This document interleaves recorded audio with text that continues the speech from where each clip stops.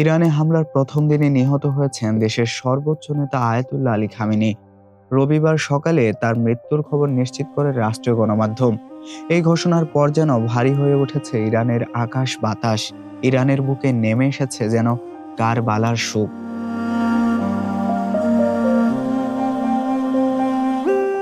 রাজধানী তেহরান সহ গোটা দেশের মানুষ শোকে স্তব্ধ। ইরানের শীতের প্রকৃতি যেন আরো বেশি শীতল হয়ে উঠেছে এই খবরে। প্রিয় নেতার অনুসারীদের চোখে অশ্রু, বুক ভরা বিষাদ। তাদের বিস্ময়, কালও তো ছিলেন প্রিয় নেতা, আজ তিনি নেই। নিজস্ব সংস্কৃতি অনুসারে শোকে বুক চাপড়াচ্ছেন অনেকেই।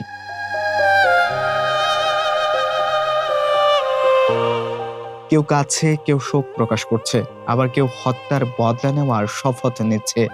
এরই মধ্যে মসজিদে জামকারানের লাল পতাকা উড়ানো হয়েছে। এর অর্থ হলো ইরান প্রতিশোধ নেবে। নেতা হত্যার রক্তের বদলা চান জনতা।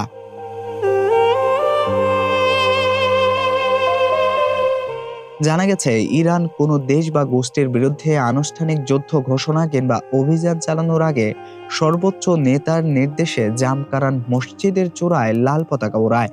এবারও দেশটির সর্বোচ্চ ধর্মীয় নেতার নির্দেশে জামকারান মসজিদের চূড়ায় যুদ্ধের লাল নিশানা ওড়ানো হয়েছে।